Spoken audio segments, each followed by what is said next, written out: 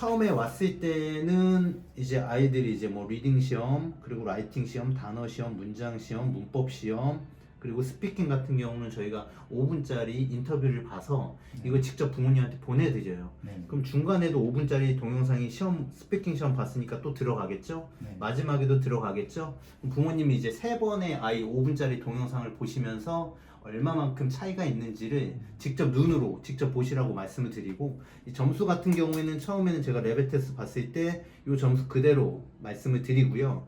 한 3주 후에 이제 또 중간 시험을 보잖아요. 이때 제가 상담 드릴 때는 이제 처음에 왔을 때하고 좀 비교해서 성적이 얼마나 달라졌는지를 좀 설명을 드리고, 마지막 시험도 처음하고 중간하고 지금하고 어떻게 달라졌는지 설명드리면서 이제 마지막 상담할 때는 좀 길어요. 그때는 왜냐면은 앞으로 얘가 어떤 과목이 좀 부족하고 영어적으로 어떤 부분을 좀 보완해서 한국에서 공부를 했으면 좋겠는지, 학원은 어디를 선택하면 좋겠는지 그런 부분까지 설명을 하기 때문에 마지막 상담이 제일 깁니다.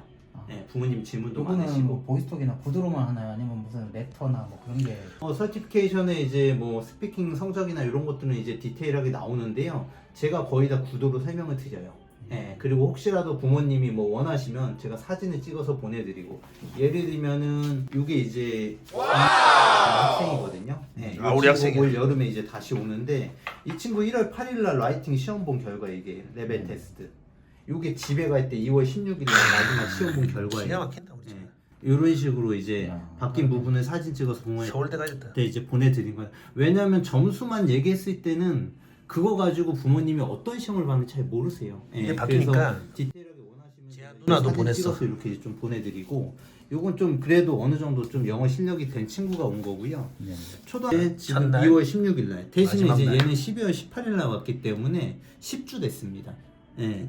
근데 초등학교 2학년인데 요거를 보시면은 이게 사실은 라이팅이라는 거는 제가 아이들한테 국어적으로도 설명을 합니다.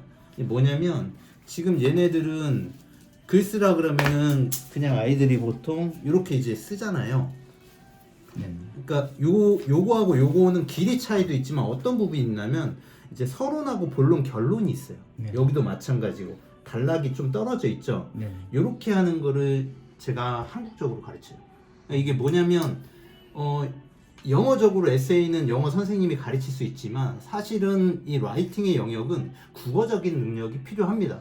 그러니까 영어 학원 가서 우리의 라이팅을 못해요. 그 얘기는 어떤 리딩이라든지 아니면 논리적으로 쓰는 부분이라든지 국어적인 요소가 빠져있는 상태에서 영어적으로만 가르친다고 해서 영어 실력이 늘지 않아요. 그러니까 그런 부분들, 자, 서론, 본론, 결론은 알아서 약간 좀 논리적으로 쓸 수 있는 그런 부분은 제가 또 따로 아이들한테 얘기를 해서 가르치는. 맞아요, 진짜 한글로 쓰는 애들 저렇게 못 써요. 그렇죠. 한글로 써도 2학년들은 저렇게 못 써요. 영어적인 능력이란 건 그거예요. 한글로 얘가 이만큼 썼는데 그거를 틀리지 않고 영어로 바꿀 수 있냐? 이게 영어적인 능력이에요. 영어 스킬이고. 근데 국어적인 능력이 부족하면 저희가 라이팅 시험을 두 가지로 보거든요. 이렇게 라이팅 에세이도 보지만 이렇게 한글로 써 있는 걸 영어로 번역하는 시험도 봐요. 이거를 왜 같이 보냐면 이 시험을 보고 난 뒤에 제가 아이들 교재를 주잖아요. 네. 그쵸? 근데 요렇게만 쓰면 이걸 가지고 라이팅 점수 평가가 안 돼요. 분석을 해야 얘가 라이팅이 어느 정도인지, 어떤 단어를 쓰는지, 어떤 문법이 들어가 있는지 이런 것들을 제가 직접 분석해서 교재를 나눠주는데 요거 갖고는 자료가 짧다 그거죠. 그런데 한글로 써 있는 걸 영어로 번역하는 요 라이팅 두 가지 시험을 보면서 요거랑 요거를 보면서 특히 남학생들 같은 경우는 길게 안 쓰거든요. 네. 예, 그런 평가가 안 되잖아요. 이런 걸 보면서 얘가 이 정도밖에 안 쓰는데 한글로 써 있는 걸 영어로 번역하라 그러니까 이만큼 쓰잖아요.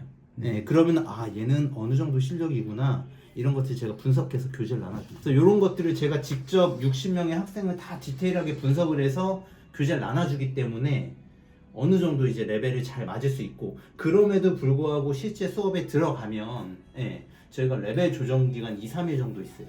이 기간이 제가 제일 바쁜데 왜 그러냐면 실제 수업에 들어가면 생각보다 영어가 이 교재가 쉬울 수도 있고 어려울 수도 있어요. 저는 모든 학생들이 공부를 다 잘할 수 있다고 믿어요. 근데 왜 잘하는 애가 있고 못하는 애가 있냐면 내 수준에 맞지 않는 공부들을 하기 때문에 재미가 없거나 어려운 거예요. 좀 쉬우면 재미가 없고 너무 어려운 걸 배우면 지루하고 힘들고. 딩동. 근데 필리핀에 와서 공부하는 이유는 결국에는 인건비잖아요. 그쵸? 예, 그래서 1대1 수업을 많이 줄 수 있고 그 얘기는 뭐냐면 아이 레벨에 맞춰서 공부를 시켜줄 수 있기 때문에 모든 60명의 학생이 다 영어를 잘할 수 있다. 근데 이걸 맞춰주는 게 중요한데 처음에 이렇게 저희가 4-5시간 시험 봐서 맞춰주더라도 실제 수업에 들어가면 달라질 수 있기 때문에 그런 부분들을 제가 책 검사나 이제 아이들의 상담을 통해서 2-3일 동안 모든 교재를 다 바꿔줘요. 선생님도 바꿔줍니다. 예, 그래서 선생님이 이제 나한테 맞고 레벨도 모든 과목들이 나한테 딱 맞으면 그때부터 모든 아이들은 재밌게 즐겁게 수업을 할 수 있어요. 이게 내공입니다. 이걸 내공. 맞춰주는 게 그래서 직접 내공이에요. 관리하는 게 어떤 차이가